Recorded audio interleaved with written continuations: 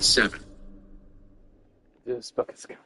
He went up to the main desk in the children's library, shaking the train of thought the curfew sign had begun as easily as a dog shakes water after a swim. "Hello, Benny," Mrs. Starrett said. Like Mrs. Douglas at school, she genuinely liked Ben. Grown-ups, especially those who sometimes needed to discipline children as part of their jobs, generally liked him because he was polite, soft-spoken, thoughtful, sometimes even funny in a very quiet way. These were all the same reasons most kids thought he was a puke. "You tired of summer vacation yet?" Ben smiled. This was a standard witticism with Mrs. Starrett. "Not yet," he said. "Since summer vacation's only been going on," he looked at his watch, 1 hour and 17 minutes. "Give me another hour." Mrs. Starrett laughed, covering her mouth so it wouldn't be too loud. She asked Ben if he wanted to sign up for the summer reading program, and Ben said he did. She gave him a map of the United States, and Ben thanked her very much. He wandered off into the stacks, pulling a book here and there, looking at it, putting it back. Choosing books was serious business. You had to be careful. If you were a grown-up, you could have as many as you wanted, but kids could only take out 3 at a time. If you picked a dud, you were stuck with it. He finally picked out his 3. Bulldozer, The Black Stallion, and one that was sort of a shot in the dark. A book called Hot Rod by a man named Henry Gregor Felsen. "You may not like this one," Mrs. Starrett remarked, stamping the book. "It's extremely bloody. I urge it on the teenagers, especially the ones who have just got their driving licenses, because it gives them something to think about. I imagine it slows some of them down for a whole week."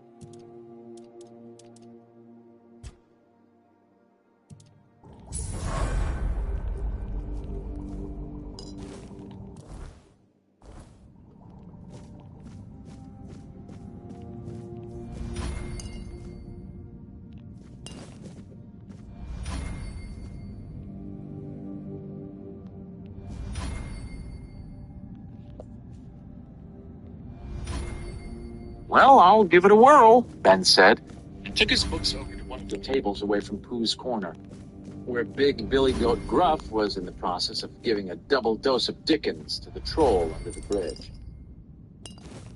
He worked on Hot Rod for a while, and it was not too shabby.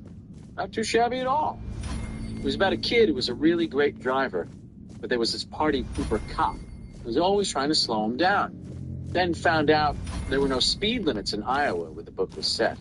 That was sort of cool. He looked up after 3 chapters, and his eye was caught by a brand new display. The poster on top, the library was gung-ho for posters, all right, showed a happy mailman delivering a letter to a happy kid. Libraries are for writing, too, the poster said. Why not write a friend today? The smiles are guaranteed. Beneath the poster were slots filled with pre-stamped postcards, pre-stamped envelopes, and stationery with a drawing of the Derry Public Library on top in blue ink. The pre-stamped envelopes were a nickel each, the postcards 3 cents. The paper was 2 sheets for a penny. Ben felt in his pocket. The remaining 4 cents of his bottle money was still there. He marked his place in Hot Rod and went back to the desk. May I have one of those postcards, please? Certainly, Ben.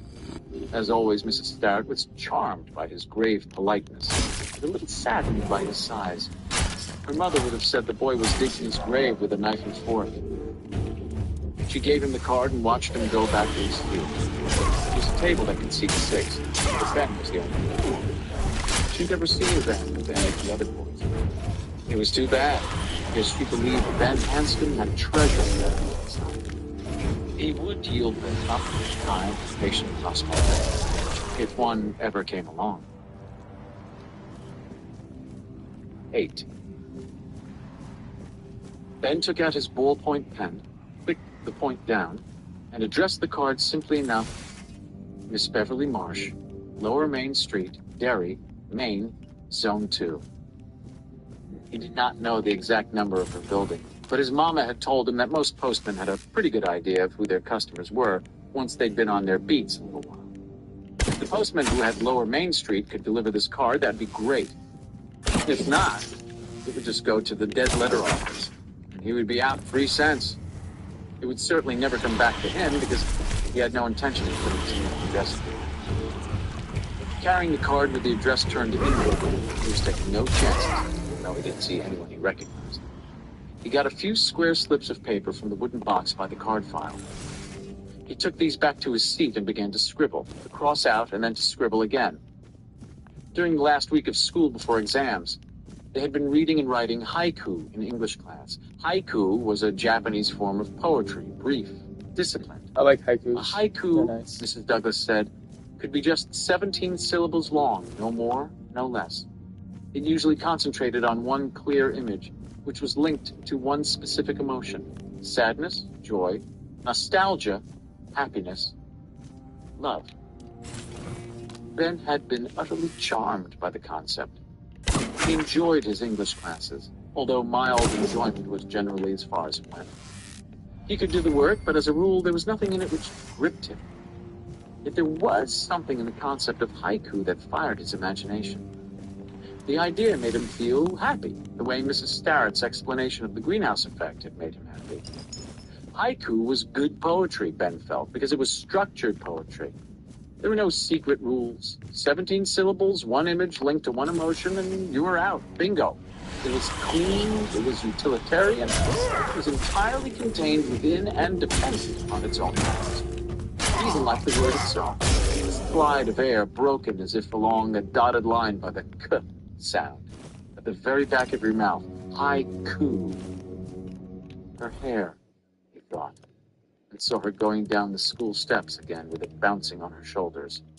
The sun did not so much glint on it as seemed to burn within it. Working carefully over a 20-minute period, with one break to go back and get more work slips.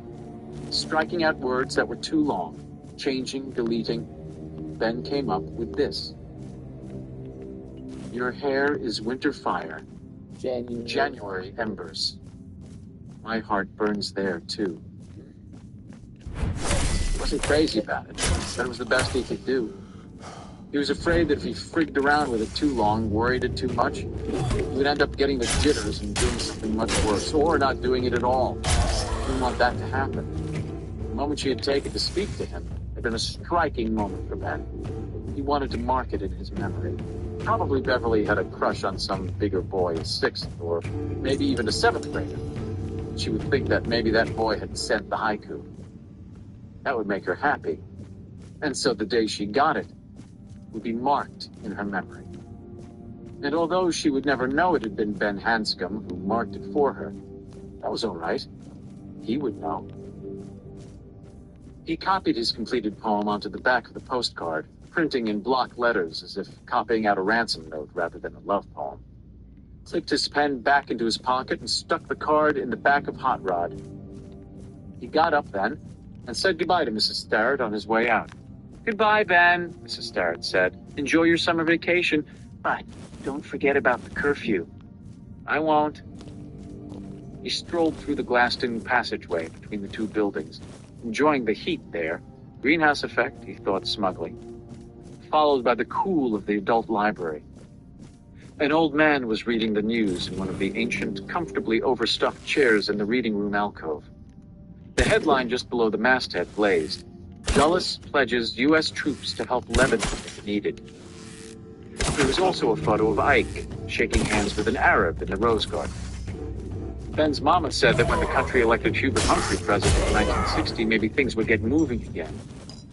Ben was vaguely aware that there was something called a recession going on, and his mama was afraid she might get laid off. A smaller headline on the bottom half of page 1 read, "Police hunt for psychopath goes on." Ben pushed open the library's big front door and stepped out. There was a mailbox at the foot of the wall.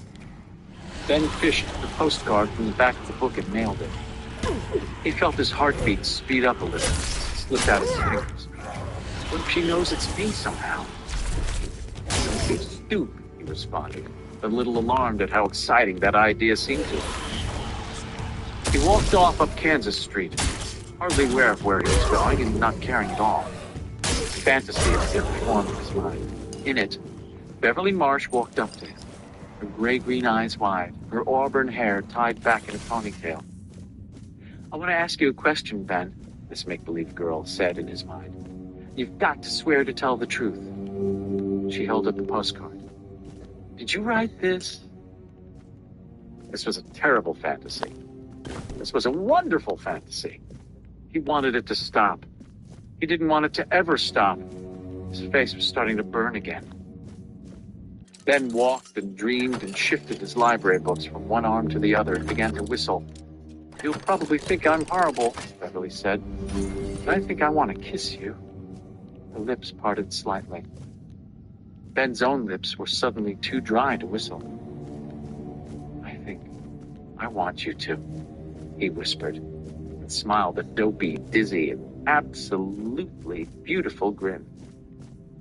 If he had looked down at the sidewalk just then, he would have seen that 3 other shadows had grown around his own.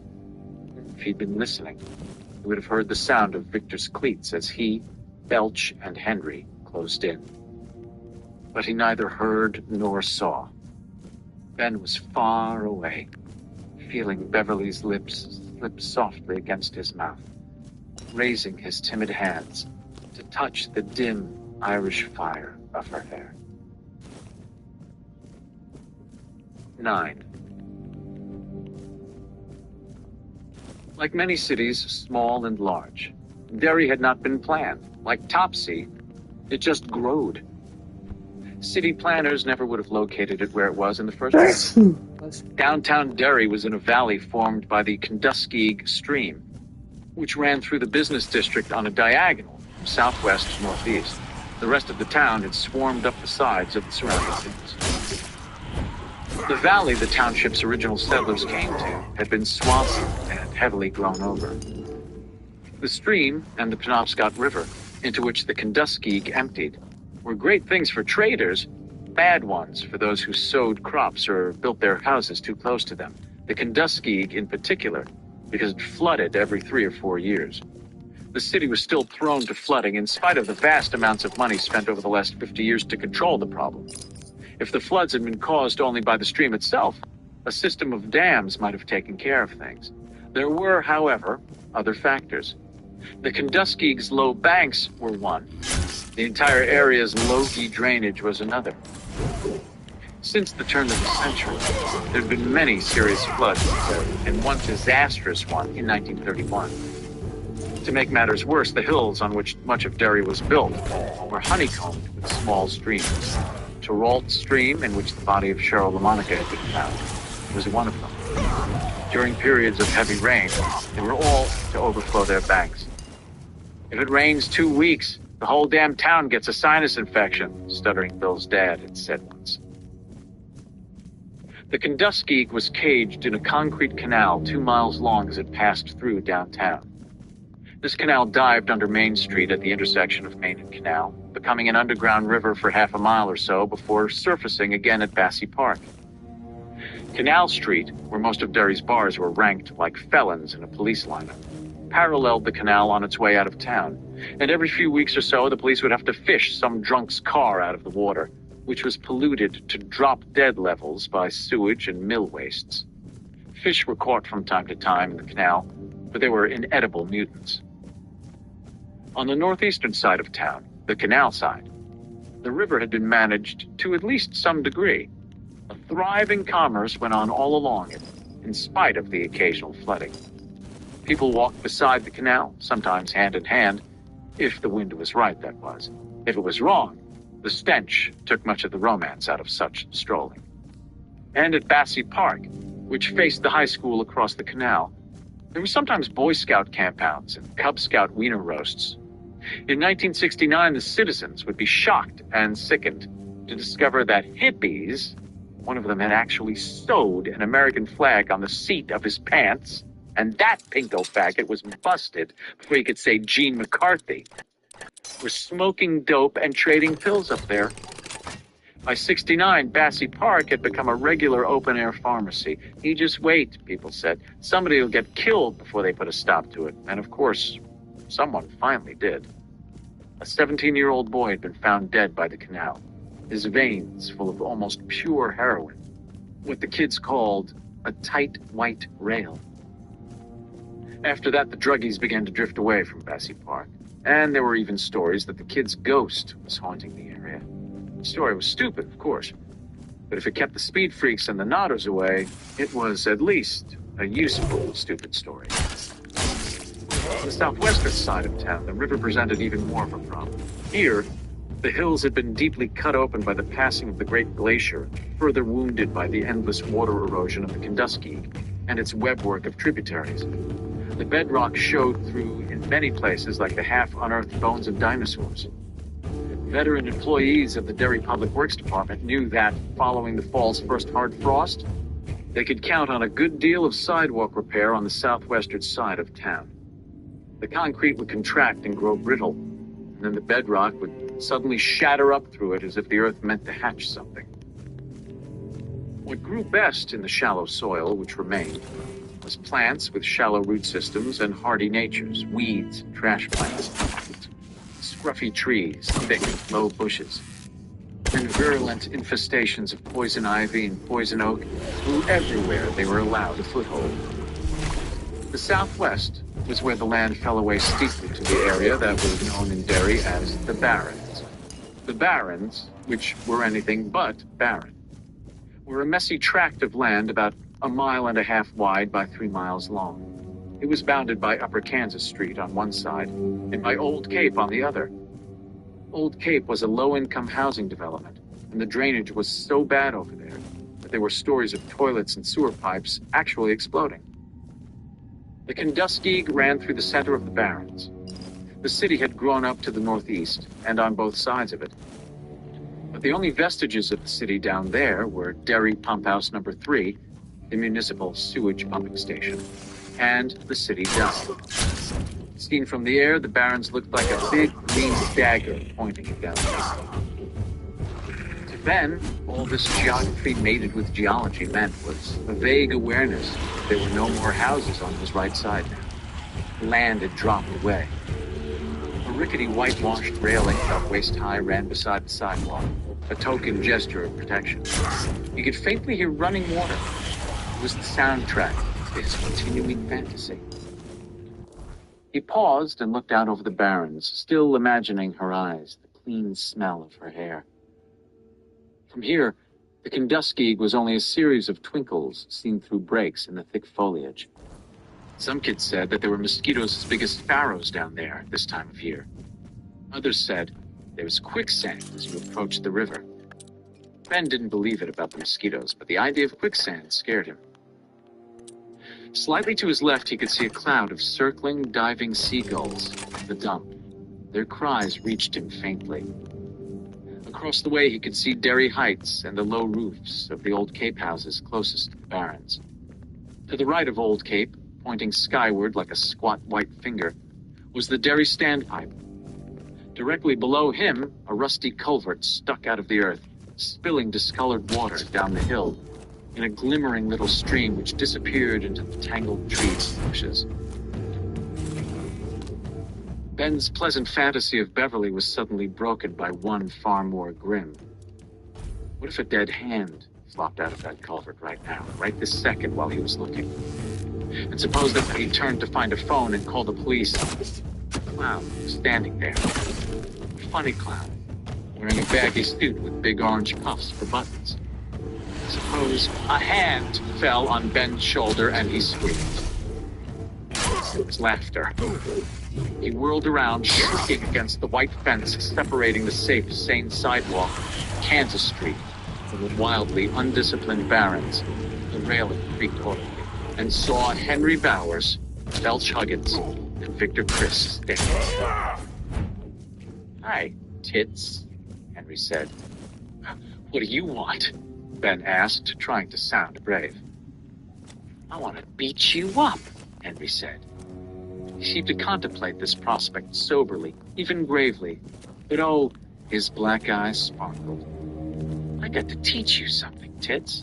You won't mind. You like to learn new things, don't you?" He reached for Ben. Ben ducked away. "Hold him, you guys." Belch and Victor seized his arms. Ben squealed. It was a cowardly sound, rabbity and weak, but he couldn't help it. "Please, God, don't let them make me cry, and don't let them break my watch," Ben thought wildly. He didn't know if they would get around to breaking his watch or not, but he was pretty sure he would cry. He was pretty sure he would cry plenty before they were through with him. "Tease him, he sounds just like a pig," Victor said. He twisted Ben's wrist. "Don't he sound like a pig?" "Sure do," Belch giggled. Ben lunged first one way and then the other. Belch and Victor went with him easily, letting him lunge, then yanked him back. Henry grabbed the front of Ben's sweatshirt and yanked it upward, exposing his belly. It hung over his belt and swollen through. "Look at that." "God!" Henry cried in amazed disgust. Please. Victor and Belch laughed some more. Ben looked around wildly for help. He could see no one. Behind him, down in the Barrens, crickets drowsed and seagulls screamed. "You just better quit," he said. He wasn't blubbering yet, but was close to it. "You just better." "Or what?" Henry asked, as if he was honestly interested. "Or what, tits? Or what, huh?" Ben suddenly found himself thinking Crawford played Dan Matthews on Highway Patrol. That bastard was tough. That bastard was mean. That bastard took zero shit from anybody. And then he burst into tears. Dan Matthews would have belted these guys right through the fence, down the embankment and into the pucker brush. He would have done it with his belly. "Oh boy, look at the baby!" Victor chortled. Belch joined in. Henry smiled a little, but his face still held that grave, reflective cast. That look, that was somehow almost sad. It frightened Ben. It suggested he might be in for more than just a beating. As if to confirm this idea, Henry reached into his jeans pocket and brought out a buck knife. Ben's terror exploded. He'd been whipsawing his body futilely to either side. Now he suddenly lunged straight forward. There was an instant when he believed he was going to get away. He was sweating heavily, and the boys holding his arms had greasy grips at best. Belch managed to hold on to his right wrist, but just barely. He pulled entirely free of Victor. Another lunge. Before he could make it, Henry stepped forward and gave him a shot. Ben flew backward. The railing creaked more loudly this time, and he felt it give a little under his weight. Belch and Victor grabbed him again. "Now you hold him," Henry said. "You hear me?" "Sure, Henry," Belch said. He sounded a trifle uneasy. "He ain't gonna get away, don't worry." Henry stepped forward until his flat stomach almost touched Ben's belly. Ben stared at him, tears spilling helplessly out of his wide eyes. "Caught! I'm caught!" Part of his mind yammered. He tried to stop it.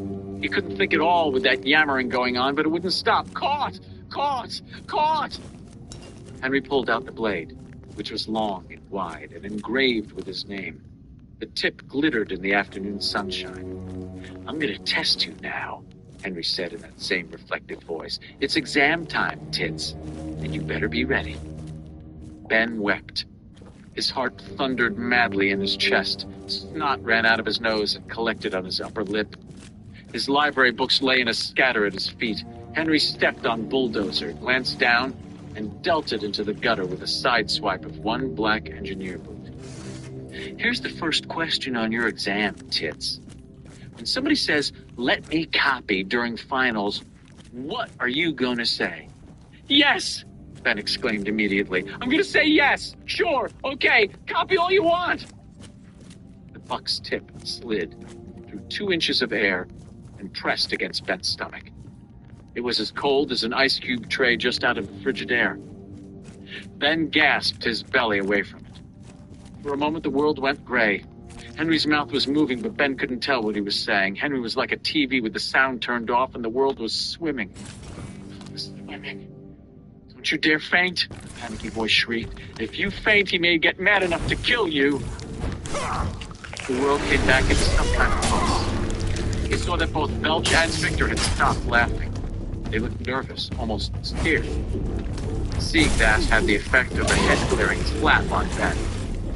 All of a sudden, they don't know what he's going to do or how far he might go. However bad you thought things were, that's how bad they really are. Maybe even a little worse. Think. If you never did before or never do again, you better think now. Because his eyes say they're right to look nervous. His eyes say he's crazy as a bedbug. That's the wrong answer, Tits. If just anyone said, "Let me copy," I'd give a red fuck. Got it? Yes. That's that belly hitching with sobs. Yes, I got it. Well, okay. That's one wrong. But the biggies are still coming up. You ready for the biggies? I guess so. A car came slowly toward them. It was a dusty 51 Ford with an old man and woman propped up in the front seat, like a pair of neglected department store mannequins. Ben saw the old man's head turn slowly toward him. Henry stepped closer to Ben, hiding the knife. Ben could feel its point dimpling his flesh just above his belly button. It was still cold. He didn't see how that could be, but it was. "Go ahead. Yell," Henry said. "You'll be picking your fucking guts off your sneakers." They were close enough to kiss. Ben could smell the sweet smell of juicy fruit gum on Henry's breath. The car passed and continued on down Kansas Street, as slow and serene as the pace car in the Tournament of Roses parade. "All right, Tits, here's the second question. If I say, 'Let me copy' during finals, what are you going to say?" "Yes! I'll say yes, right away." Henry smiled. "That's good. You got that one right, Tits. Now here's the third question. How am I going to be sure you never forget that?" I don't know," Ben whispered. Henry smiled. His face lit up and was for a moment almost handsome. "I know," he said, as if he had discovered a great truth. "I know, Tits. I'll carve my name on your big, fat gut." Victor and Belch abruptly began laughing again. For a moment, Ben felt a species of bewildered relief, thinking it had all been nothing but make-believe, a little shuck and jive the three of them had womped up to scare the living hell out of him. But Henry Bowers wasn't laughing, and Ben suddenly understood that Victor and Belch were laughing because they were relieved.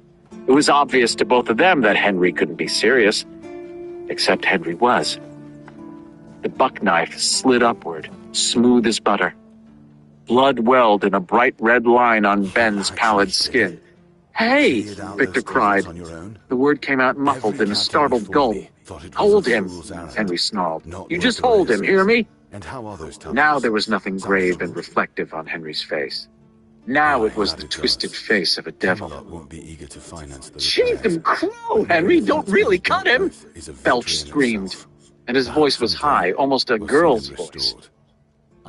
Everything happened fast then, but to Ben Hanscom, it all seemed slow. It all seemed to happen in a series of shutter clicks, like action stills in a Life magazine photo. His panic was gone. He'd discovered something inside him suddenly, and because it had no use for panic, that something just ate the panic whole.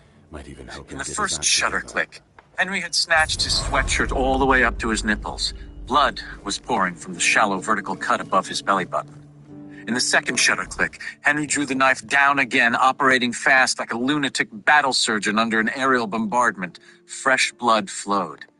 Backward, Ben thought coldly as blood flowed down and pooled between the waistband of his jeans and his skin. Got to go backward. That's the only direction I can get away in. Belch and Victor weren't holding him anymore. In spite of Henry's command, they had drawn away. They had drawn away in horror. If he ran, Bowers would catch him. In the third shutter click, Henry connected the two vertical slashes with a short horizontal line. Ben could feel blood running into his underpants now, and a sticky snail trail was creeping down his left thigh. Henry leaned back momentarily, frowning with the studied concentration of an artist painting a landscape. After H comes E, Ben thought. That was all it took to get him moving. He pulled forward a little bit and Henry shoved him back again. Ben pushed with his legs, adding his own force to Henry's. He hit the whitewashed railing between Kansas Street and the drop into the Barrens. As he did, he raised his right foot and planted it in Henry's belly. This was not a retaliatory act. Ben only wanted to increase his backward force. And yet when he saw the expression of utter surprise on Henry's face, he was filled with a clear, savage joy, a feeling so intense that for a split second he thought the top of his head was going to come off. Then there was a cracking, splintering sound from the railing. Ben saw Victor and Belch catch Henry before he could fall on his ass in the gutter next to the remains of Bulldozer. And then Ben was falling backward into space. He went with a scream that was half a laugh. Ben hit the slope on his back and buttocks just below the culvert he had spotted earlier. It was a good thing he landed below it. If he had landed on it, he might well have broken his back. As it was, he landed on a thick cushion of weeds and bracken and barely felt the impact. He did a backward somersault, feet and legs snapping over his head. He landed sitting up and went sliding down the slope backward like a kid on a big green shoot-the-chute, his sweatshirt pulled up around his neck, his hands grabbing for purchase and doing nothing but yanking out tuft after tuft of bracken and witchgrass. He saw the top of the embankment. It seemed impossible that he had just been standing up there, receding with crazy cartoon speed. He saw Victor and Belch, their faces round, white O's, staring down at him. He had time to mourn his library books. Then he fetched up against something with agonizing force and nearly bit his tongue in half. It was a downed tree, and it checked Ben's fall by nearly breaking his left leg. He clawed his way back up the slope a little bit, pulling his leg free with a groan. The tree had stopped him about halfway down. Below, the bushes were thickened. Water falling from shoulder ran over his hands. You can't celebrate with seawater and fish, dummy. From above him. Ben looked up again and saw Henry Bowers flying over the drop, his knife clenched between his teeth. He landed on both feet, body thrown backward at a steep angle, so he would not overbalance. He skidded to the end of a gigantic set of footprints, and then began to run down the embankment in a series of gangling kangaroo leaps. For them, for me. Henry was shrieking around the knife. Ben didn't need a UN translator to tell him. Henry was saying, "I'm going to kill you, It. I'm going to kill you." That's something I won't forget, stranger. Now, that cold general's eye he discovered up above on the sidewalk. Ben saw what he had to do. He managed to gain his feet just before Henry arrived, the knife now in his hand and held straight out in front of him like a bayonet. Ben was peripherally aware that the left leg of his jeans was shredded, and his leg was bleeding much more heavily than his stomach. But it was supporting him, and that meant it wasn't broken. At least he hoped that's what it meant. Ben crouched slightly to maintain his precarious balance, and as Henry grabbed at him with one hand and swept the knife in a long arc with the other, Ben stepped aside. He lost his balance. But as he fell down, he stuck out his shredded left leg. Henry's shins struck it, and his legs were booted out from under him with great efficiency. For a moment, Ben gaped, his terror overcome with a mixture of awe and admiration. Henry Bowers appeared to be flying exactly like Superman over the fallen tree where Ben had stopped. His arms were straight out in front of him, the way George Reeves held his arms out on the TV show. Only George Reeves always looked like flying was as natural as taking a bath or eating lunch on the back porch. Henry looked like someone had shoved a hot poker up his ass. His mouth was opening and closing. A stream of saliva was shooting back from one corner of it, and as Ben watched, it splattered against the lobe of Henry's ear. Then Henry crashed back to earth. The knife flew out of his hand. He rolled over on one shoulder, landed on his back, and slid away into the bushes with his legs splayed into a V. There was a yell, a thud, and then silence. Ben sat, dazed, looking at the matted place in the bushes where Henry had done his disappearing act. Suddenly, rocks and pebbles began to bounce by him. He looked up again. Victor and Belch were now descending the embankment. They were moving more carefully than Henry, and hence more slowly. They would reach him in 30 seconds or less if he didn't do something. He moaned. Would this lunacy never end? Keeping his eye on them, he clambered over the downed tree and began to scramble down the embankment, panting harshly. He had a stitch in his side. His tongue hurt like hell. The bushes were now almost as tall as Ben himself. The randy green smell of stuff growing out of the trees filled his nose. He could hear running water somewhere close, chuckling over stones and drilling between them. His feet slipped, and here he went again, rolling and sliding, smashing the back of his hand against a jutting rock, shooting through a patch of thorns that hooked blue-gray puffs of cotton from his sweatshirt and little divots of meat from his hands and cheeks. He slammed to a jarring halt, sitting up with his feet in the water. Here was a little curving stream which wound its way into a thick stand of second-growth trees to his right. It looked as dark as a cave in there. He looked to his left and saw Henry Bowers lying on his back in the middle of the stream. His half-open eyes showed only whites. Blood trickled from one ear and ran toward Ben in delicate threads. Oh my God, I killed him. Oh my God, I'm a murderer. Oh my God! Forgetting that Belch and Victor were behind him, or perhaps understanding they would lose all interest in beating the shit out of him when they discovered their fearless leader was dead, Ben splashed 20 feet upstream to where Henry lay, his shirt in ribbons, his jeans soaked black, one shoe gone. Ben was vaguely aware that there was precious little left of his own clothes, and that his body was one big rattletrap of aches and pains. His left ankle was the worst. It had already puffed tight against his soaking sneaker, and he was favoring it so badly that he was really not walking but lurching like a sailor on shore for the first time after a long sea voyage. He bent over Henry Bowers. Henry's eyes popped wide open.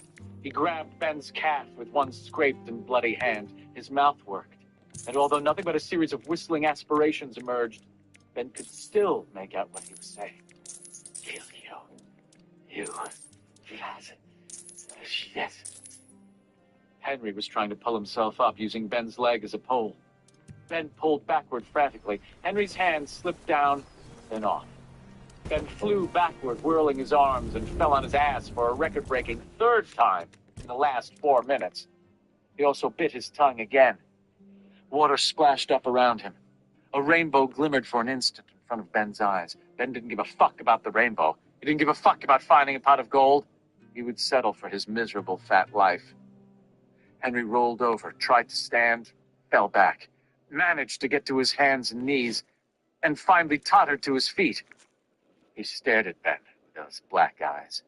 The front of his flat top now leaned this way and that, like corn husks after a high wind has passed through.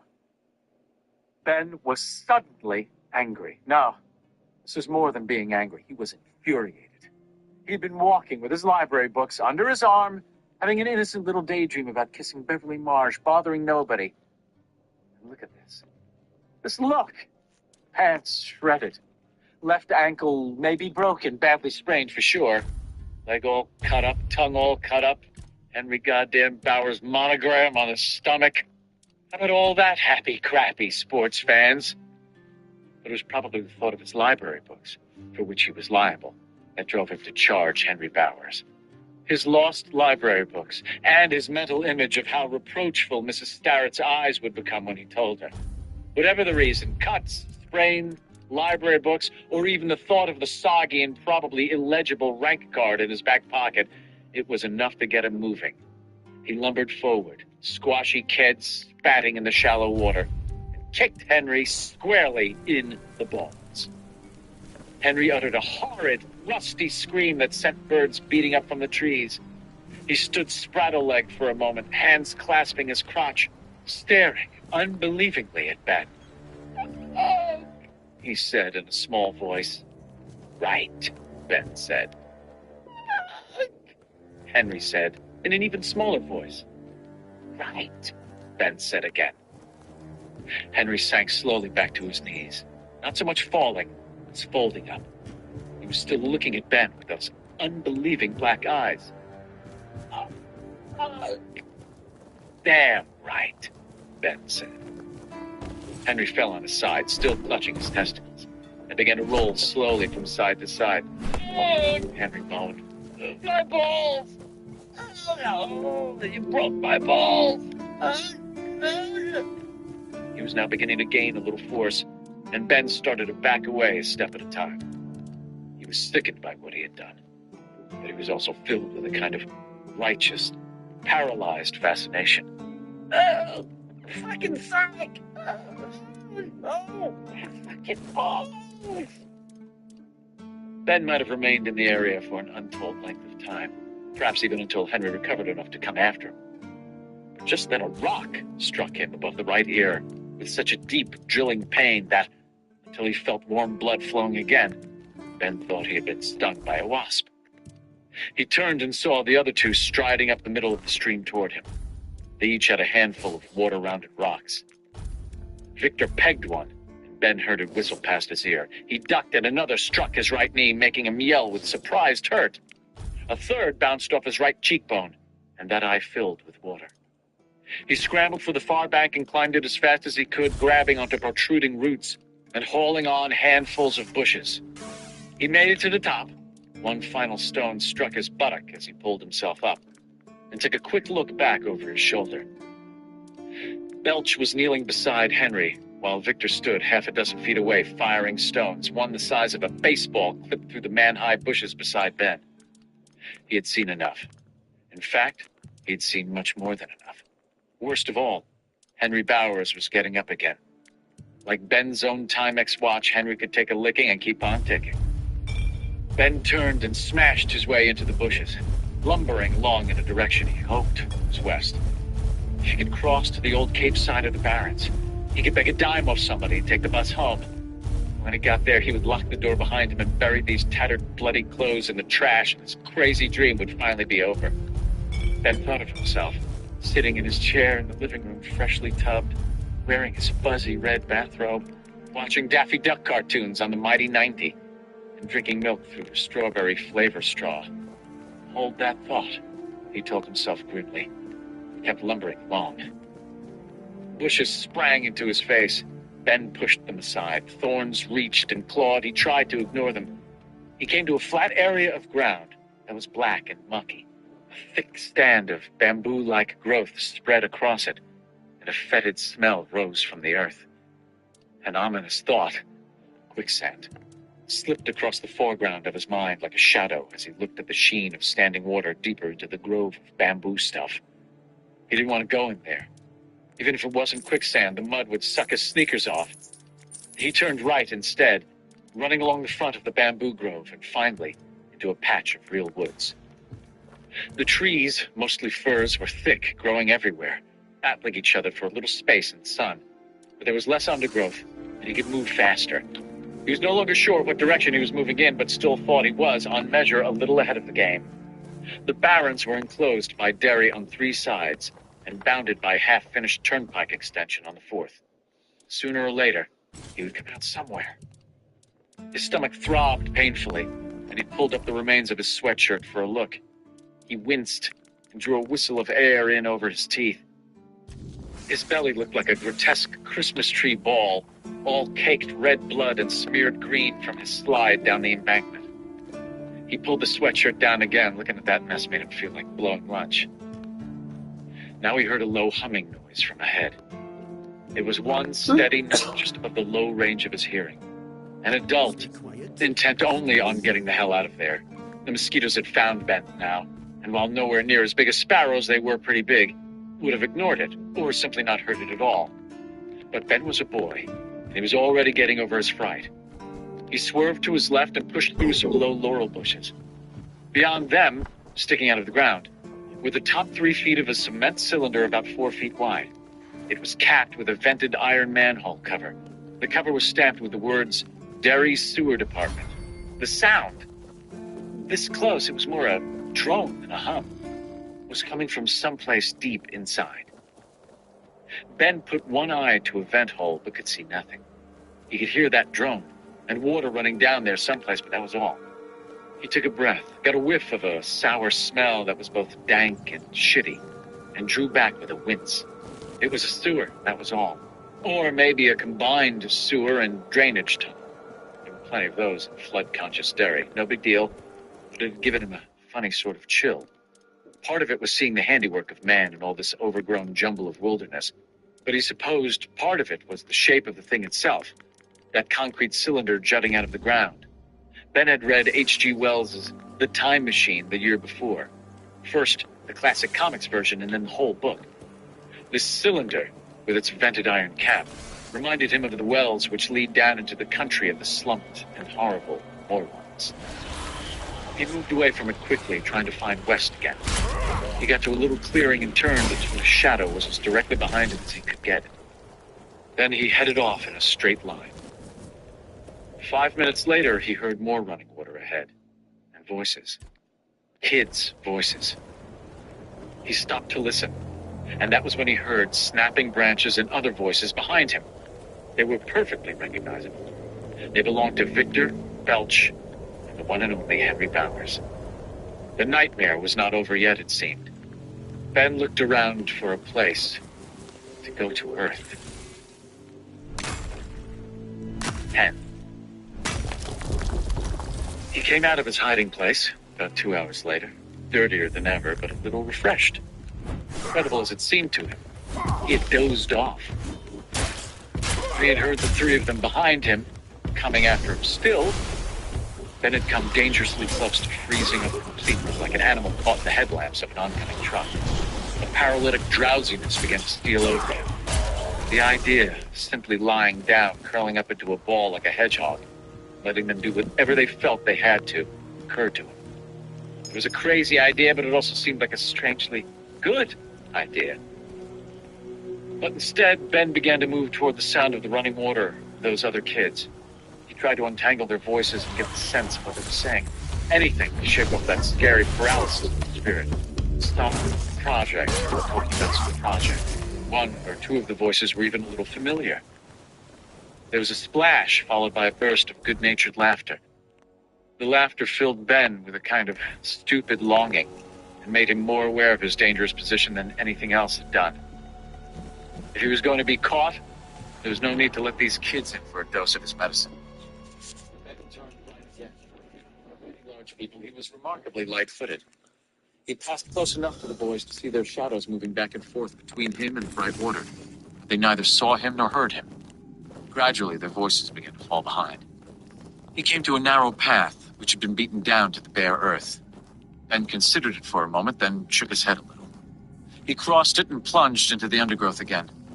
He moved more slowly now, pushing bushes aside rather than stampeding through them. He was still moving roughly parallel to the stream the other kids had been playing beside. Even through the intervening bushes and trees, he could see it was much wider than the one into which he and Henry had fallen. Here was another of those concrete cylinders, barely visible amidst the snarl of blackberry creepers, humming quietly to itself. Beyond, an embankment dropped off to the stream, and here, an old, gnarled elm tree leaned crookedly out over the water. Its roots, half exposed by bank erosion, looked like a snarl of dirty hair. Hoping there wouldn't be bugs or snakes, but too tired and numbly frightened to really care, Ben had worked his way between the roots and into a shallow cave beneath. He leaned back. It jabbed him like an angry finger. He shifted his position a little and it supported him quite nicely. Here came Henry, Belch, and Victor. He had thought they might be fooled into following the path. No such luck. They stood close by him for a moment. Any closer, he could have reached out of his hiding place and touched them. And them little snot holes back there saw him, Belch said. Well, Let's go find out, Henry replied, and they headed back the way they had come. A few moments later, Ben heard him roar, "What the fuck you kids doing here?" Some sort of reply, but Ben couldn't tell what it was. The kids are too far away, and this close to the river. It was the dusky, and of course, it was too loud. They thought the kids sounded scared. Ben could sympathize.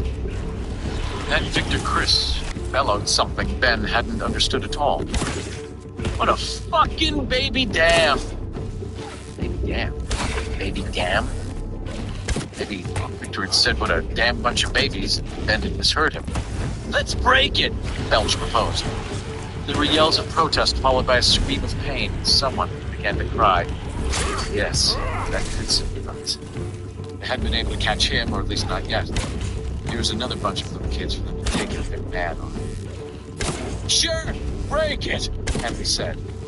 Splashes, yells, big moronic gusts of laughter from Belch and Victor, an agonized, infuriated cry from one of the little kids. "Don't give me any of your shit, you stuttering little freak," Henry Bowers said.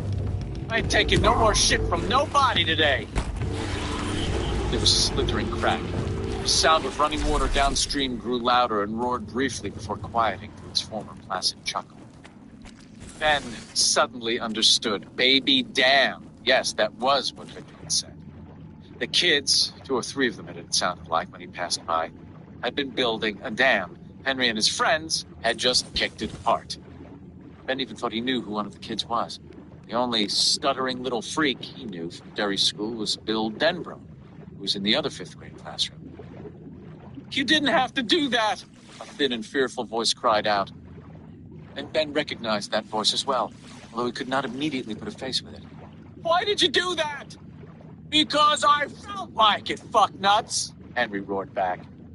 There was a meaty thud. It was followed by a scream of pain. The scream was followed by weeping. "Shut up," Victor said. "Shut up, that crying kid, or I'll pull your ears down and tie them under your chin." Crying became a series of choked snuffles. "We're going," Henry said. "Before we do, I want to know one thing. You seen a fat kid in the last 10 minutes or so? Big fat kid all bloody and cut up?" There was a reply too brief to be anything but no. "You sure?" Belch asked. "You better be, mushmouth." I'm sure," Bill Denbrough replied. "Let's go," Henry said. "He probably waded across back that way." "Ta-ta, boys," Victor Chris called. "It was a real baby dam, believe me. You're better off without it." Splashing sounds. Belch's voice came again, but farther away now. Ben couldn't make out the words. In fact, he didn't want to make out the words. Closer by, the boy who had been crying now resumed. There were comforting noises from the other boy. Ben had decided there was just the 2 of them, the stuttering Bill and the weeper. He half sat, half lay where he was, listening to the 2 boys by the river and the fading sounds of Henry and his dinosaur friends crashing toward the far side of the barrens. The sunlight flicked at his eyes and made little coins of light on the tangled roots above and around him. It was dirty in here, but it was also cozy, safe. The sound of running water was soothing. Even the sound of the crying kid was sort of soothing. His aches and pains had faded to a dull throb, and the sound of the dinosaurs had faded out completely. He would wait a while, just to be sure they weren't coming back, and then he would make tracks. Ben could hear the throb of the drainage machinery coming through the earth. He could even feel it, a low, steady vibration that went from the ground to the root he was leaning against, and then into his back. He thought of the Morlocks again, their naked flesh. Imagined it to smell like the dank and shitty air that had come up through the vent holes of that iron cap. He thought of their wells just deep into the earth, wells with rusty ladders bolted to their sides. He dozed, and at some point, thought.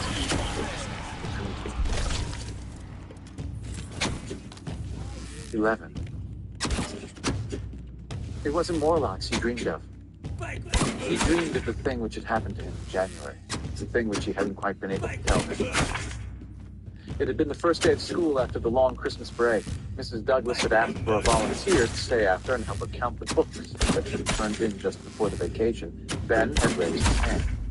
"Thank you, Ben," Mrs. Douglas had said, favoring him with a smile of such brilliance that warmed him down to his toes.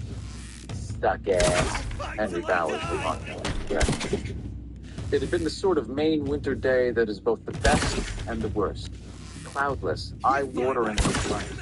It's so cold it was a little frightening. To make the 10-degree temperature worse, a strong wind to give the cold a bitter cutting edge. Ben counted books and called out numbers. Mrs. Douglas wrote them down, not bothering to double-check his work even on a random basis, he was proud to note. And then they both carried the books down to the storage room through halls where radiators clanked dreamily. At first, the school had been full of sounds, slamming locker doors, the clackety-clack of Mrs. Thomas's typewriter in the office, the slightly off-key choral renditions of the glee club upstairs, the nervous thud-thud-thud of basketballs from the gym, and the scrooch and thud of sneakers as players drove toward the baskets or cut turns on the polished wood floor. Little by little, these sounds ceased, until, as the last set of books was totted up, one short, but it hardly mattered, Mrs. Douglas sighed. They were all holding together on a wing in a prayer. The only sounds were the radiators, the faint whoosh, whoosh of Mr. Fazio's broom as he pushed colored sawdust up the hall floor, and the howl of the wind outside. Ben looked toward the bookroom's one narrow window and saw that the light was fading rapidly from the sky. It was 4 o'clock, and dusk was at hand. Membranes of dry snow blew around the icy jungle gym and swirled teeter-totters, which were frozen solidly into the ground. Only the thaws of April would break those bitter winter welds.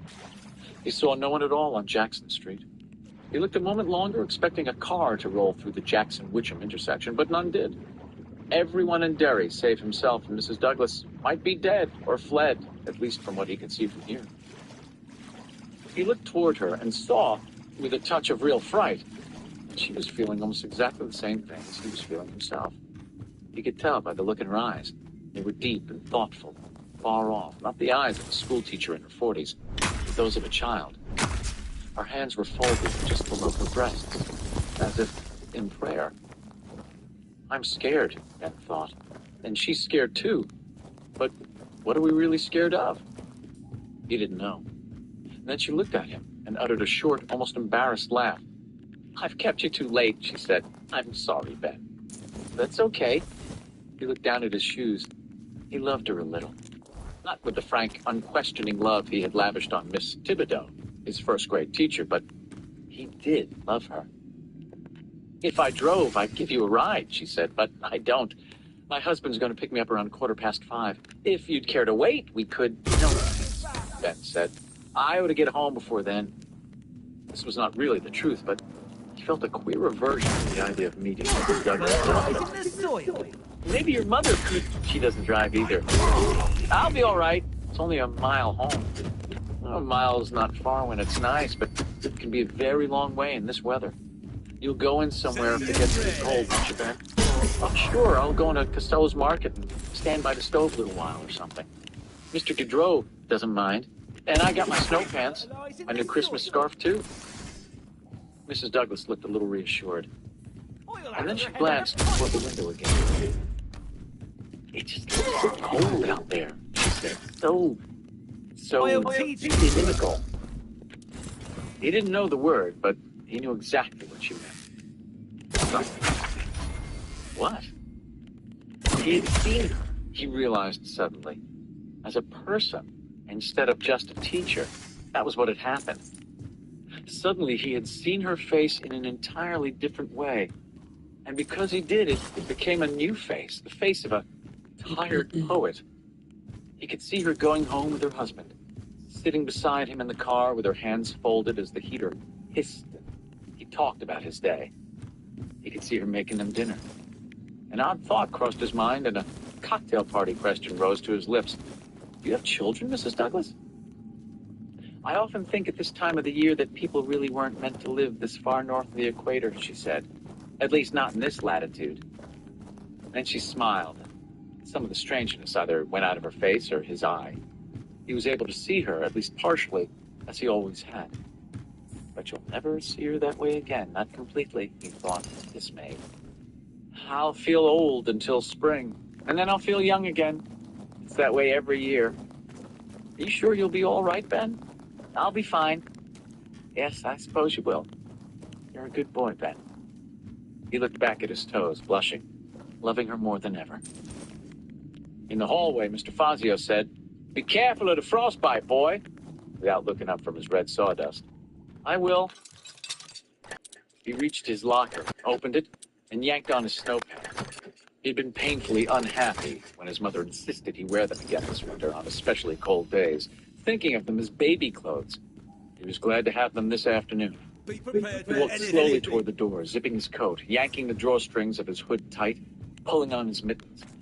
He went out and stood on the snow-packed top step of the front stairs for a moment, listening as the door snicked closed and locked behind him. Derry School brooded under a bruised skin of sky. The wind blew steadily.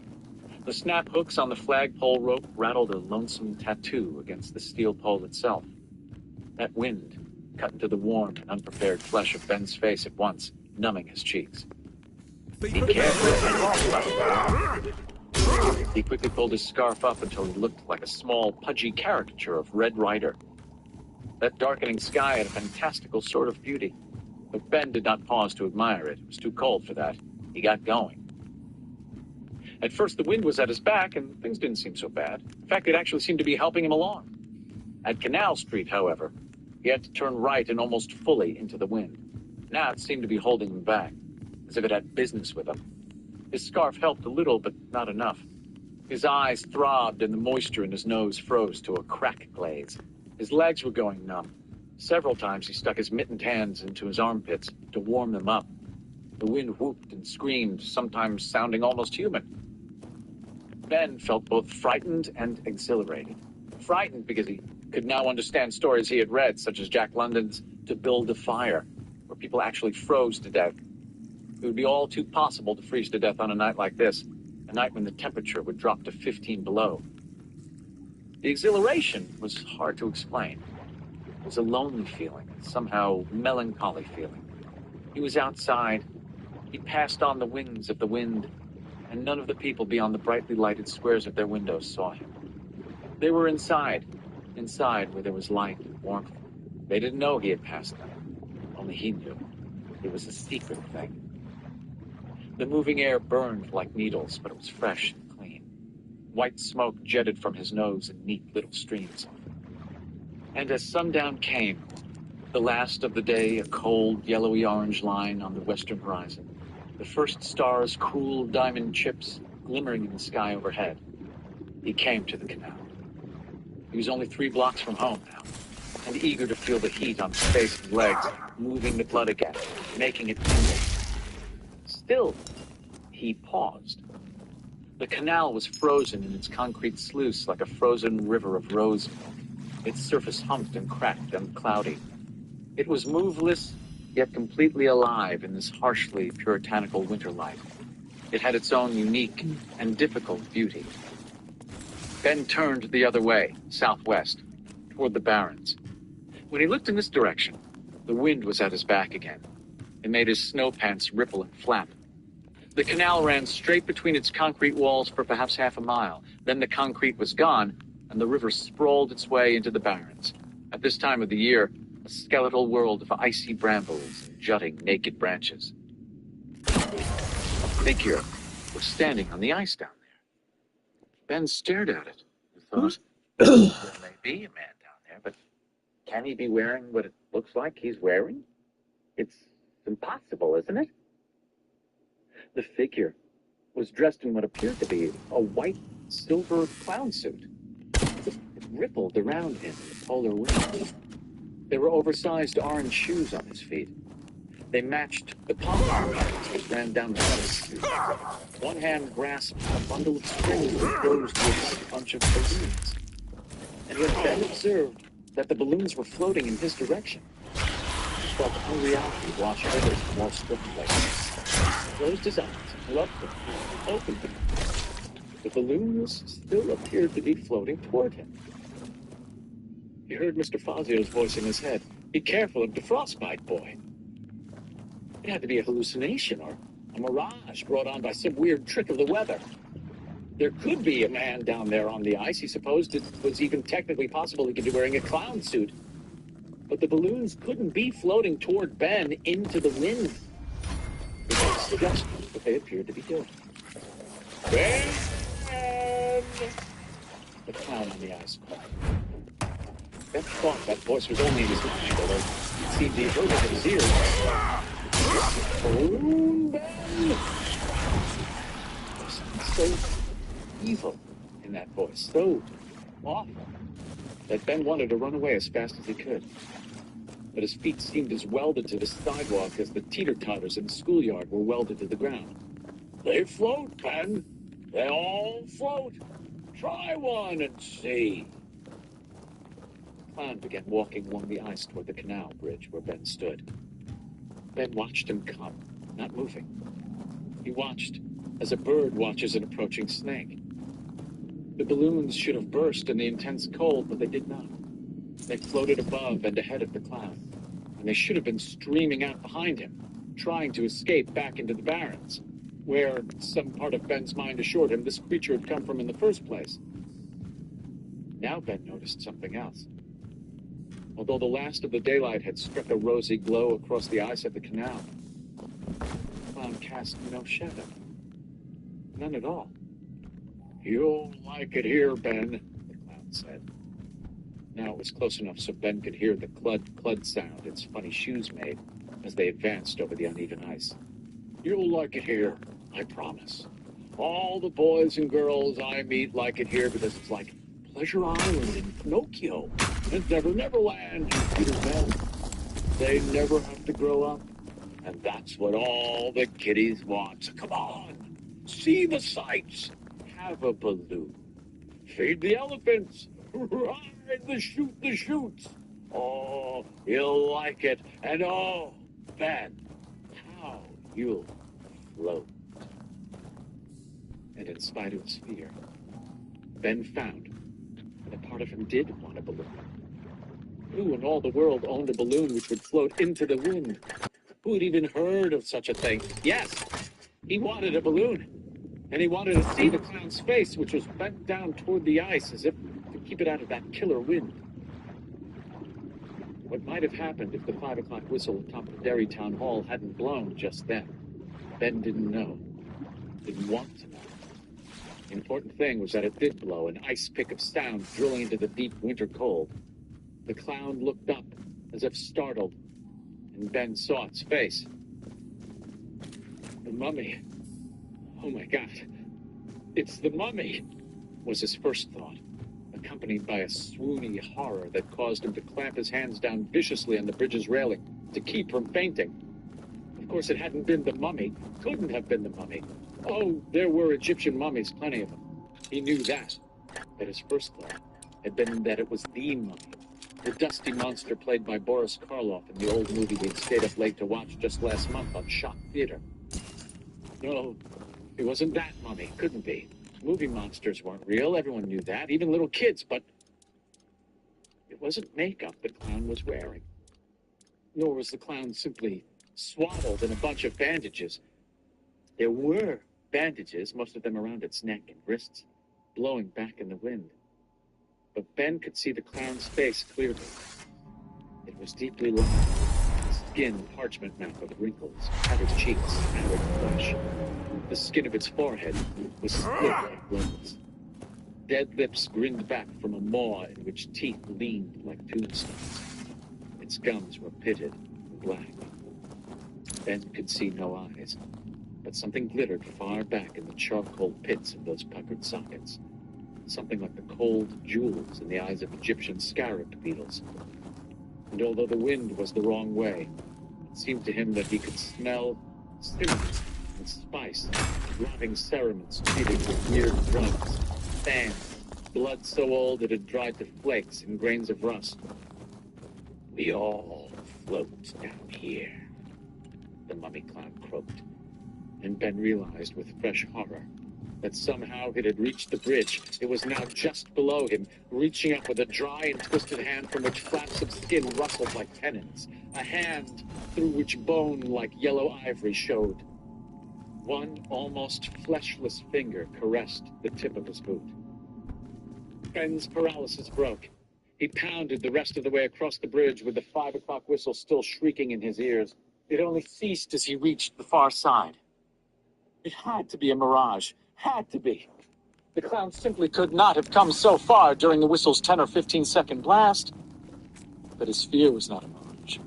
Neither were the hot tears which spurted from his eyes and froze on his cheeks a second after being shed.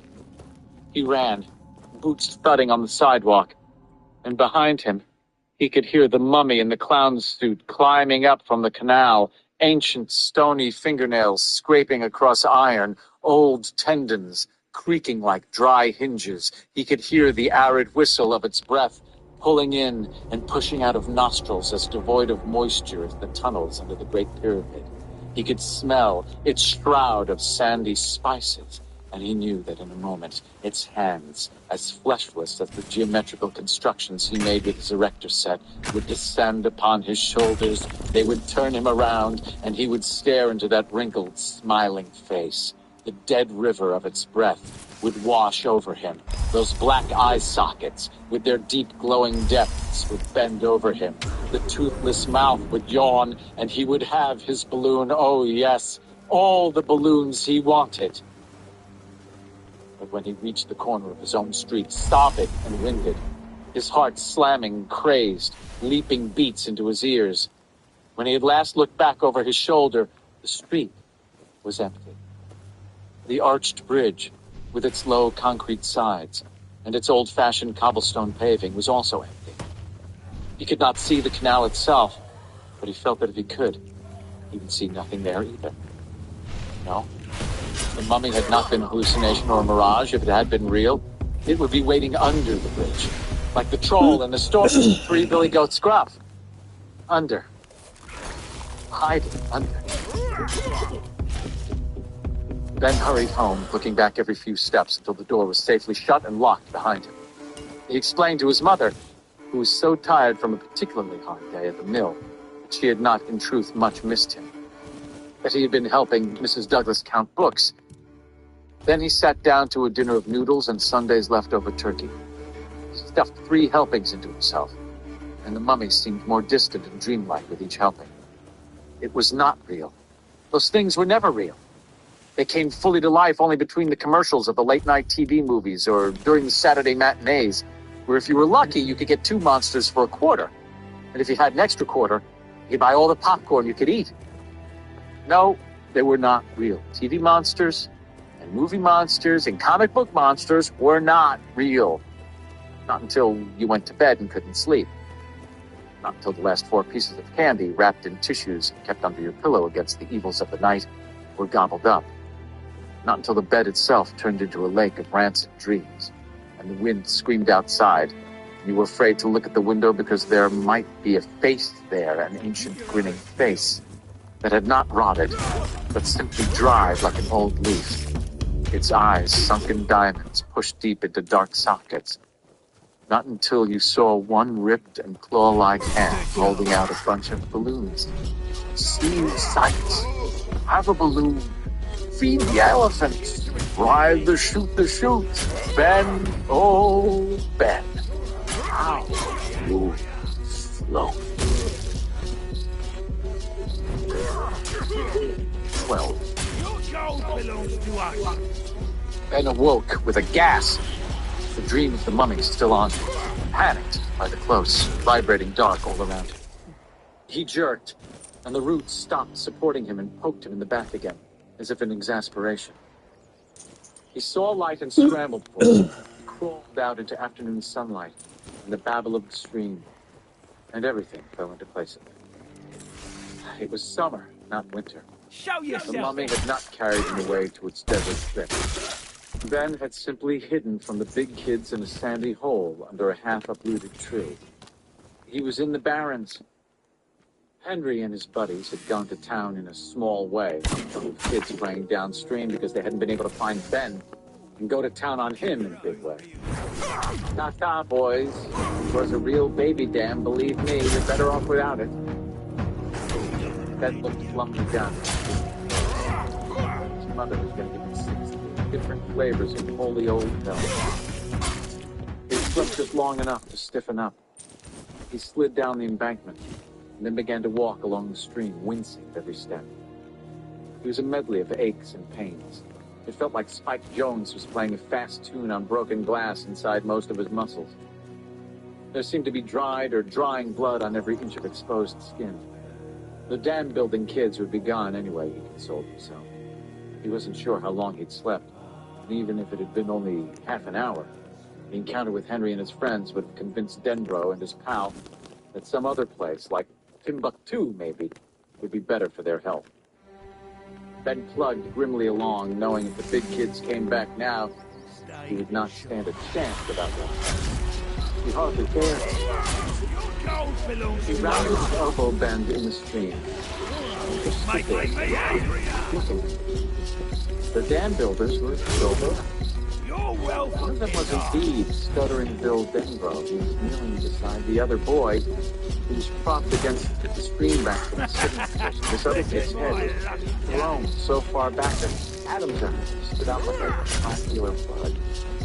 There was dried blood around his nose, on his chin, and painted along his neck in a couple of streams. He had something white clasped loosely in one hand. Stuttering Bill looked around sharply and saw Ben standing there. Ben saw with dismay that something was very wrong with the boy propped up on the bank. Denbro was obviously scared to death. He thought miserably, won't this day ever end? I wonder if you could help me, Bill Denbro said. His aspirator is empty. I think he might be. His face froze, turned red. He dug at the word, stuttering like a machine gun. Spittle flew from his lips, and it took almost 30 seconds worth of before Ben realized Denbro was trying to say the other kid might be dying. Chapter 5. Bill Denbro sitting with the devil. 1. Bill Denbro thinks, I'm damn near spacecraft. Might as well be inside a bullet shot from a gun. This thought, although true, is not one he finds especially common. In fact, the first hour following the Concorde's takeoff and programmed liftoff, better from Heathrow, he's been coping with a mild case of claustrophobia. The airplane is narrow on the settling itself. The meal is just short of exquisite. Flight attendants who serve it must twist and bend and squat to get the job done. They look like a troupe of gymnasts. Watching this strenuous service takes some of the pleasure out of the food for Bill, although his seatmate doesn't seem particularly bothered. The seatmate is another drawback. He's fat and not particularly clean. It may be Ted Lapidus cologne on top of his skin, but beneath it, Bill detects the unmistakable odors of dirt and sweat. He's not being very particular about his left elbow either. Every now and then it strikes Bill with a soft thud. His eyes are drawn again and again to the digital readout at the front of the cabin. It shows how fast this British bullet is going. Now, as the Concorde reaches its cruising speed, it tops out at just over Mach 2. Bill takes his pen from his shirt pocket and uses its tip to tap buttons on the computer watch Audra gave him last Christmas. If the machometer is right, and Bill has absolutely no reason to think it is not, then they're busting along at a speed of 18 miles per minute. He's not sure this is anything he really wants to know. Outside his window, which is as small and thick as the window in one of the old Mercury space capsules, you see a sky which is not blue, but the twilight purple of dusk, although it is the middle of the day. At the point where the sea and the sky meet, you can see that the horizon line is slightly bowed. I'm sitting here, Bill thinks, a Bloody Mary in my hand and a dirty fat man's elbow poking into my bicep, observing the curvature of the earth. He smiles a little, thinking that a man who can face something like that shouldn't be afraid of anything. But he is afraid. And not just to fly at 18 miles a minute at this narrow, fragile shell. He can almost feel Derry rushing. And that is exactly the right expression for it. 18 miles a minute or not, the sensation is being perfectly still while Derry rushes at him. Some big carnivore, which has lain in wait for a long time and is finally broken from cover. Derry. Shall we write an ode to Derry? The stink of its mills and its rivers, the dignified quiet of its tree-lined streets, the library, the standpipe, Bassey Park, Derry Elementary School, the barrens. It depends on Lights are going on in his head, big cleagues. It's like he's been sitting in a darkened theater for 27 years, waiting for something to happen, and now it's finally begun. The set being revealed spot by spot and clique by clique is not, however, some harmless comedy like Arsenic and Old Lace. To Bill Denbrough, it looks more like the cabinet of Dr. Caligari. But All those stories I wrote, it depends on what you're looking for. all those novels, Derry is where they all came from. Derry was the wellspring. They came from what happened that summer, from what happened to George the autumn I'm not before. an interesting person. All the interviewers that ever You need asked to me understand that that when question, someone I lives gave with the them horns of the the south, he leaves his That former man's self elbow digs outside into the him walls again. of the keep. He spills some of his His drink. old life. Bill almost It says loses all something meaning. and thinks better of it. If someone That comes here and question, gets of political, course, was, well, where do you they get know your what is ideas? wanted. It was a question Well, Bill I don't supposed know if all you're writers of aware, fiction but had to becoming answer the or captain pretend to answer is a at least curse twice for a any week, but a fellow shopkeeper. like him, who Is made a all the living by other writing owners of on things Avalon which seem to never think were it and never is? could be, had to answer it or pretend to much more often than that.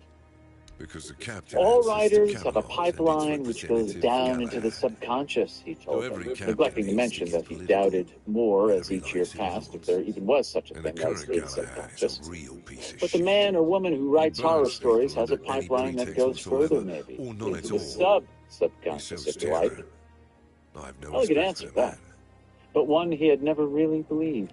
I'm self-sufficient enough Subconscious, not well, to have to ask there for was help. something down there, all right, However, but Bill thought people had suppose I made could help much you. too big a deal out of a I could function share which was some probably things the I found mental out during equivalent my of your hunts. eyes watering when dust got in them, or breaking wind an hour or so after a big dinner. The second metaphor was probably the better of the two, but you couldn't very well tell interviewers that as far as you were concerned, such things as dreams and vague longings and sensations like deja vu really came down to nothing more than a bunch of mental farts. But they seemed to need something, all those reporters with their notebooks and their little Japanese tape recorders, and Bill wanted to But help even them the as much dead as he hardly could. ever get any rest. He knew that writing was a I'm hard weird. job, a It's damned getting hard worse job. lately.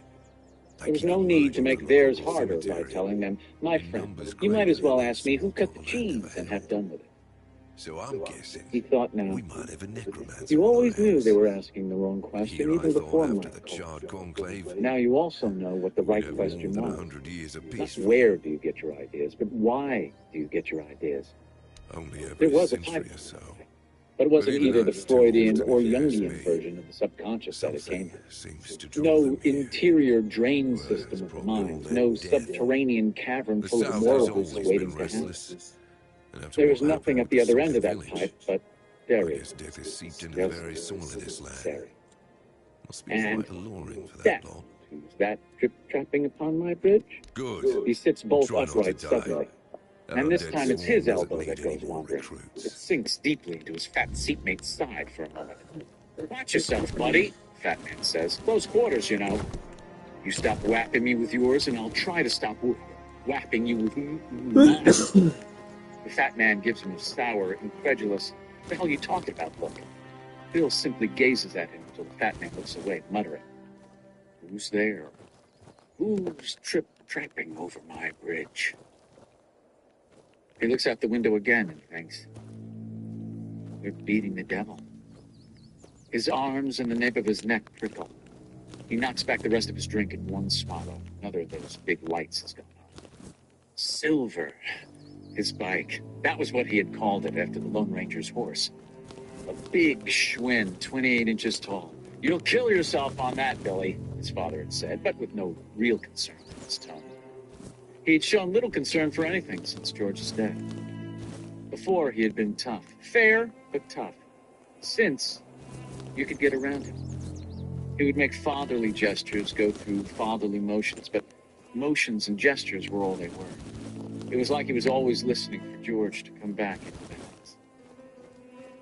Bill had seen it in the window of the bike and cycle shop down on Center Street. It leaned gloomily on its kickstand, bigger than the biggest of the others on display, dull where they were shiny, straight in places where the others were curved, bent in places where the others were straight. Propped on its front tire had been a sign. Used. Make an offer. What actually happened was that Bill went in, and the owner made him an offer, which Bill took. He wouldn't have known how to dicker with the cycle shop owner if his life depended on it. And the price, $24, the man quoted, seemed very fair to Bill. Generous, even. He paid for silver with money he had saved up over the last 7 or 8 months. Birthday money, Christmas money, lawn mowing money. He'd been noticing the bike in the window ever since Thanksgiving. He paid for it and wheeled it home as soon as the snow began to melt for good.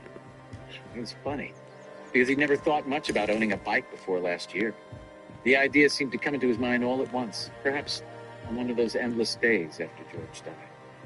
Was murdered. In the beginning, Bill almost did kill himself. The first ride on his new bike ended with Bill dumping it on purpose to keep from running smack into the board fence at the end of Cossack Lane. He had not been so afraid of running into the fence as he had been of bashing right through it and falling 60 feet into the barrens. He came away from that one with a 5-inch gash running between the wrist and elbow of his left arm. Not even a week later, he'd found himself unable to brake soon enough and had shot through the intersection of Witcham and Jackson at perhaps 35 miles an hour. A little kid on a dusty gray mastodon of a bike. Silver was silver only by the most energetic reach of a willing imagination. Playing cards, machine gunning the spokes of the front and back wheels in a steady roar. And if a car had been coming, he would have been dead meat. Just like Georgie. He got control of Silver little by little as the spring advanced. Neither of his parents noticed during that time that he was courting death by bicycle. He thought that after the first few days, they had ceased to really see his bike at all. To them, it was just a relic of chipped paint leaned against the garage wall. Silver was a lot more than some dusty old relic, though. He didn't look like much, but he went like the wind. Bill's friend, his only real friend, was a kid named Eddie Kasprak, and Eddie was good with mechanical things. He'd shown Bill how to get Silver in shape, which bolts to tighten and check regularly, where to oil the sprockets, how to tighten the chain, how to put on a bike patch so it would stay if you got a flat. You ought to paint it, he remembered Eddie saying. But Bill didn't want to paint Silver. For reasons he couldn't even explain to himself, he wanted the Schwinn just the way it was. It looked like a real bow wow, the sort of bike a careless kid regularly left out on his lawn in the rain. A bike that would be all squeaks and shudders and slow friction. It looked like a bow wow, but it went like the wind. It would beat the devil. He says aloud and laughs. His fat seatmate looks at him sharply. The laugh has that howling quality that gave Audra the creeps earlier. Yes, it looked pretty shoddy with its old paint and the old-fashioned package carrier mounted above the back wheel and the ancient Ooga horn with its black rubber bulb. That horn was permanently welded to the handlebars with a rusty bolt the size of a baby's fist. Pretty shoddy. Did Silver go? Would he? Christ. And it was a damn good thing he could, because Silver had saved Bill Denborough's life in the 4th week of Tainted Grail. The week after he met Ben Hanscom for the first time. The week after he and Ben and Eddie built the dam. The week that Ben and Richie trash-mouthed Tozier and Beverly Marsh showed up in the Barrens after the Saturday matinee. Richie had been riding behind him on Silver's package carrier the day Silver had saved Bill's life. So he supposed Silver had saved Richie's too. And he remembered the house they had been running from all right. He remembered that just fine. That damned house on Neibolt Street. He had raced to beat the devil that day. Oh, yeah, for sure. But you just know it. Some devil with eyes as shiny as old, deadly coins. Some hairy old devil with a mouthful of bloody teeth. But all that had come later. If Silver had saved Richie's life and his own that day, then perhaps he had saved Eddie Kasprak's on the day Bill and Eddie met Ben by the kicked-apart remains of their dam in the Barrens. Henry Bowers. who looked a little bit like someone had run him through a disposal, had mashed Eddie's nose, and then Eddie's asthma had come on strong, his aspirator had turned up empty. So it had been Silver that day too. Silver to the rescue. Bill Denbrough, who hasn't been on a bicycle in almost 17 years, looks out the window of an airplane that would not have been credited or even imagined outside of a science fiction magazine in the year 1958. Hi-yo, Silver, away, he thinks, and has to close his eyes against the sudden needling sting of tears. What happened to Silver? He can't remember. That part of the set is still dark. That Klieg has yet to be turned on. Perhaps that is just as well.